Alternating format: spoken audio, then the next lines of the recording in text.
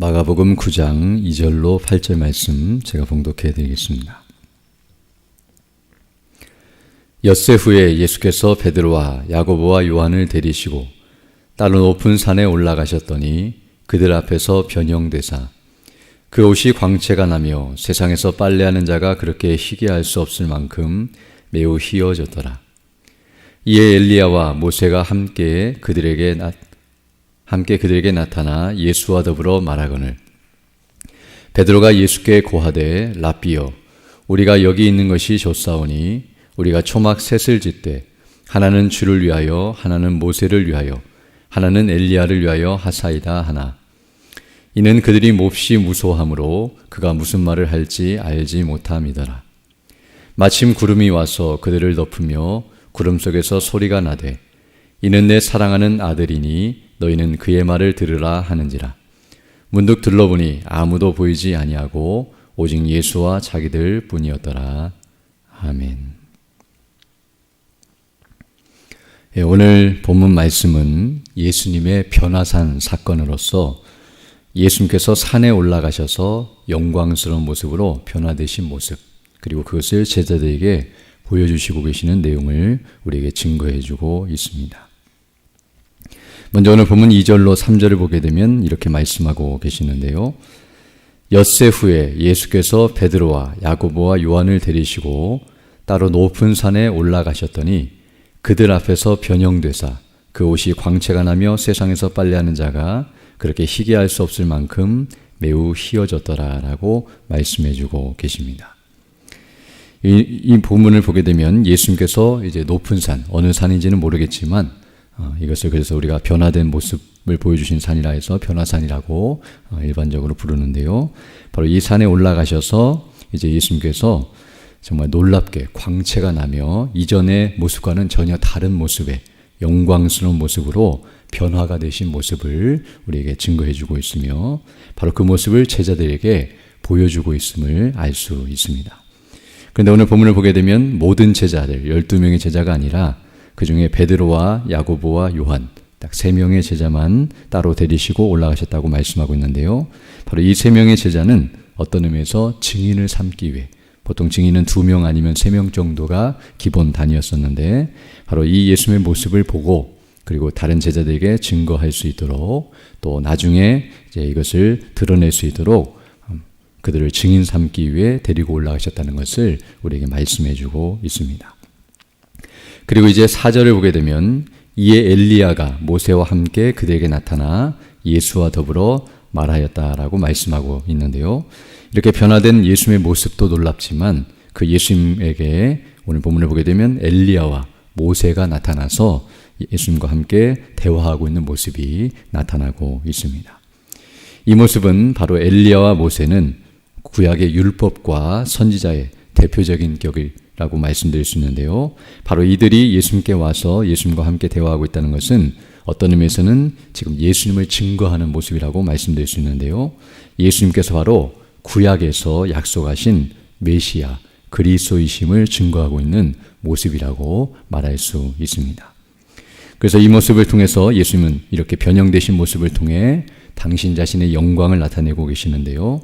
바로 예수님이 하나님의 아들 되심을 드러내실 뿐만 아니라 또한 오늘 본문을 통해서 그리스도이시며 메시아이심을 드러내시는 그런 표적적인 사건임을 우리가 알게 되며 또 이렇게 오늘 본문에 나와 있지 않지만 누가복음 같은 내용을 다루고 있는 누가복음 9장을 보게 되면 31절에서 이제 이들이 와서 예수님과 함께 예루살렘에서 별세하실 것에 대해서 대화를 나누고 있었다는 것을 증거하고 있는데요. 이 말은 바로 여기서 별세라는 것은 예수님께서 죽으시는 사건과 그리고 그 죽으심으로 말미암아 이루실 구원에 대해서 말씀하시는 것으로서 바로 예수님께서 앞으로 행하실 일이 무엇인가를 이들이 대화하고 있었고 또 제자들이 그것을 듣게 하셨다는 것을 말해주고 있습니다. 즉 예수님이 누구신가? 즉 하나님의 아들이시오 그리스도이시며 또 그분이 앞으로 무슨 일을 행하실 것인가? 우리를 위해 십자가에 못 박혀 죽으시고 부활하심으로 우리를 구원하실 바로 예수님의 인격과 사역이 무엇인가를 드러내시고 그분이 누구시고 무슨 일을 행하실 것인가 앞에서 이미 예수님께서 가이사랴 빌립보에서 제자에게 물으셨고 가르쳐 주신 그 내용을 이제 오늘 본문을 보게 되면 엿새 후에 이제 선명하게 드러내고 계시는 모습이라고 말씀드릴 수 있습니다. 그리고 이제 오늘 본문 5절로 8절을 보게 되면 이 모습을 보면서 정말 제자들이 놀라고 두려워 떨고 있는 모습이 나오고 있으며, 또 하나님께서 친히 예수님이 누구신가에 대해서 더 분명하게 말씀해 주시고 계시는 내용이 나타나고 있습니다. 5절부터 보게 되면 베드로가 예수께 고하되 랍비여, 우리가 여기 있는 것이 좋사오니 우리가 초막셋을 짓되 하나는 주를 위하여, 하나는 모세를 위하여, 하나는 엘리야를 위하여 하사이다 하니, 이는 그들이 몹시 무서워하므로 그가 무슨 말을 할지 알지 못함이더라 라고 말씀하고 있습니다. 이 영광스러운 모습을 보면서 너무나 놀랍고 또 신기할 뿐만 아니라 정말 그 영광 가운데 압도되어서 두려워 떨고 있는 모습이 나타나고 있으며, 또 오늘 본문을 보게 되면 이들을 위해서 초막셋을 짓자는 의미는 이제 이곳에서 함께 거하는 것을 기뻐하고, 또 그들을 위해서 무엇을 해야 할지 알지 못해 이와 같이 말을 하고 있음을 알 수 있습니다. 그러자 이제 7절을 보게 되면 마침 구름이 와서 그들을 덮으며, 즉 하나님의 영광이 그들을 압도하고 또 그들을 두르고 있는 모습이 나타나고 있으며, 또 구름 속에서 소리가 나되 이는 내 사랑하는 아들이니 너희는 그의 말을 들으라 하는지라 라고 하나님의 음성, 즉 성부 하나님의 음성이 들려지고 있음을 말씀하고 있습니다. 이걸 통해서도 이제 하나님께서도 바로 이 예수님이 누구신가를 드러내고 계시는데요, 바로 내 사랑하는 아들이다. 바로 예수님이 하나님의 아들 되심을 하나님께서 친히 음성으로 그들에게 들려주시고 확인시켜 주시고 증거해 주고 계시는 모습이 나타나고 있습니다. 그리고 이제 8절 보게 되면 문득 둘러보니 아무도 보이지 아니하고 오직 예수와 자기들 뿐이었더라 라고 말씀하므로 이 사건을 보여주시고 이제 그 모든 것들이 사라진 모습을 말씀해 주고 있습니다. 정말 오늘 이 본문의 모습은 너무나 놀랍고 엄청난 일이라는 것을 알게 되는데요, 바로 이 변화산 사건은 예수님께서 누구시며 그분이 무슨 일을 행하실 것인지, 앞에서 말씀드린 것처럼 예수님이 하나님의 아들이시고 그리스도로서 바로 구원을 이루실 일에 대해서 매우 선명하고 확실하게 보여주시고 계시는 사건이라고 말씀드릴 수 있습니다. 즉 이전에도 예수님께서는 이미 말씀을 통해서 또는 여러 가지 이적을 통해서, 바로 표적을 통해 이미 이 사실을 가르쳐 주셨고 또 제자들에게 확인하신 바 있었지만, 오늘 본문의 이 사건은, 이 변화산 사건은 그것을 더 선명하게 더 온전히 드러내는 표적이었다고 말할 수 있을 것입니다. 특별히 오늘 본문을 보게 되면 세 가지 증거가 나타나고 있는데요, 바로 예수님의 하나님 되심과 그리스도 되심을 드러내고 이렇게 예수님이 누구신가를 분명히 드러내는 세 가지 표적이 나타나고 있는데요, 하나는 하나님의 음성, 즉 하나님의 증거가 나타나고 있고, 두 번째는 성경의 증거, 즉 모세와 엘리야가 와서 직접 예수님이 누구신가를 드러내고 있는 증거가 있고요, 또 세 번째로는 바로 이 제자들의 증거, 바로 이들이 이제 나중에 이 사건을 말해줌으로써 이것이 확실하고 또 이것이 놀라운 하나님의 증거라는 것을 증언하는 이 세 가지의 확실한 증거가 오늘 본문에 나타나고 있고, 이것은 바로 부인할 수 없는 확실한 증거라는 것을 우리에게 말해주고 있습니다. 그리고 이제 이와 같이 예수님께서 당신 자신의 영광스러운 모습을 이렇게 제자들에게, 특별히 제자들에게 보여주시고 계시는 이유가 무엇인가를 우리는 알아야 하는데요, 바로 이렇게 이 모습을 보여주신 것은 바로 그들로 하여금 확신을 가지도록 이끄시고 계시는 모습이라고 말할 수 있습니다. 이미 앞에서 너희는 나를 누구라 하느냐라고 물으셨고, 또 예수님이 무슨 일을 행하실 것인가를 가르쳐 주셨는데요, 바로 그들이 고백한 것과 그들이 들은 것이 확실한 것이라는 것을 더 선명하게 보여주시는 사건이라고 말할 수 있습니다. 즉 예수님은 비록 외적으로 볼 때는 인간의 모습을 하고 있고 초라한 모습을 하고 계시지만 그 실상이 바로 이와 같다는 것, 바로 이와 같이 예수님은 영광스러운 분이시며 하나님의 아들 되심과 그리스도이심, 바로 그 영광스러운 실체를 온전히 드러내고 계시는, 물론 완전하게 드러나실 것은 마지막 재림의 때이겠지만, 그러나 예수님께서 행하실 일 전에 이와 같이 먼저 예수님의 실체를 그들에게 보여주시고 계시는 모습이라고 할 수 있고요. 또 예수님께서 고난을 당하시고 죽으실 것을 말씀하셨지만 그것은 능력이 없어서 어쩔 수 없이 죽으시는 것이 아니라 바로 그 능력 가운데서 행하시는 놀라운 일이라는 것을 가르쳐 주시는 것임을 알 수 있습니다. 즉 예수님께서 힘이 없어 잡혀가시고 죽으시고 고난을 당하시고 또 이런 일들을 당할 수밖에 없는 것이 아니라 억지로 행하시는 것이 아니라 자발적으로 이와 같이 영광스러운 분이 그 하나님의 뜻을 따라서 행하시는 일이라는 것을 그들로 알게 하시기 위해 바로 이렇게 선명하게 당신 자신의 영광을 먼저 보여주시고 있음을 알 수 있습니다.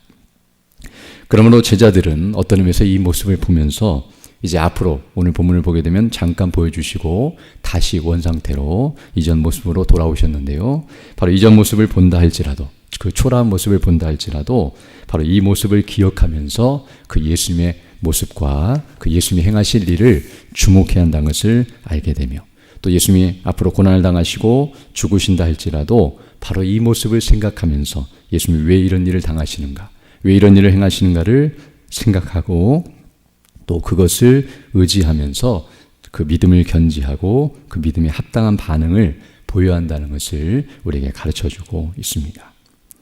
즉 눈에 보이는 현실, 즉 예수님의 눈에 보이는 모습이나 또 예수님에게 일어난 그 일들이나 또 자기 생각대로, 즉 육신의 생각과 본성대로 그 현실을 판단하고 또 예수님을 믿으려고 하는 것이 아니라 바로 말씀대로, 즉 확실한 증거대로 의지하고 나아간다는 사실을 가르쳐주고 있으며 눈에 보이는 모습이나 어떤 현상들을 바라보면서 자신의 방식대로 그것을 해석하고 이해하는 것이 아니라 이미 가르쳐주시고 깨닫게 하시고 확신시켜 주시고 증거해 주신 그 말씀을 의지하고 확신 가운데 서서 바로 예수님을 증거하고 또 예수님을 믿고 의지하며 나아간다는 사실을 우리에게 다시 한번 가르쳐주고 있습니다.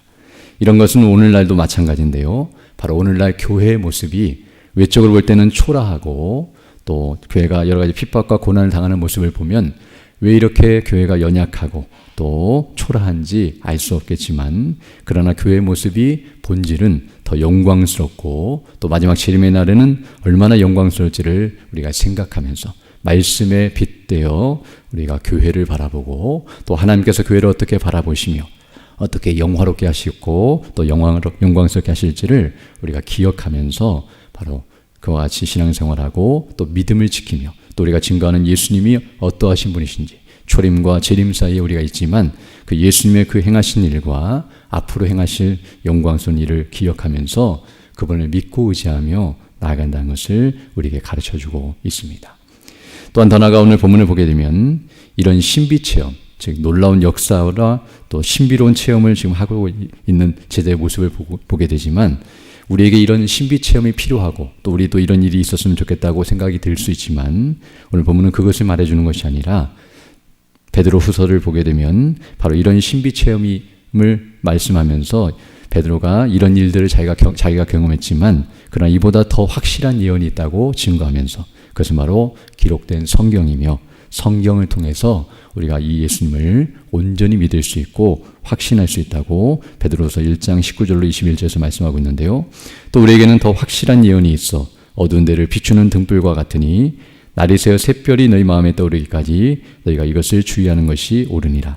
먼저 할 것은 성경에 모든 예언은 사사로이 풀 것이 아니니 예언은 언제든지 사람의 뜻으로 낸 것이 아니오 오직 성령의 감동하심을 받은 사람들이 하나님께 받아 말한 것임이라 라고 말씀하므로 이런 눈으로 보고 경험하고 체험하는 신비체험보다 기록된 말씀을 듣고 또 말씀을 통해서 믿는 것이 더 확실하다는 사실을 증거해 준 것 같이 우리에게도 이와 같은 증거가 있다는 사실, 바로 우리에게 하나님께서 기록한 성경을 주셨고 이 성경을 기록하게 하신 분이 성령님이신데요. 성경을 볼 때의 성령의 감동하심과 그 역사하심을 통해 말씀을 확신케 하시고 또 설교자들과 복음 증거자들을 통해서 이 성경의 말씀이 더 선명하게 드러내고 증거됨을 통해서 바로 우리가 이와 같이 예수님이 누구신가를 밝게 알게 되고 바르게 믿게 되고 그 믿음에 따라서 나아갈 수 있게 되며 또 이렇게 예배를 드릴 때에 이와 같이 우리가 어떤 의미에서는 이런 변화산에 올라가서 예수님의 영광을 보고 싶지만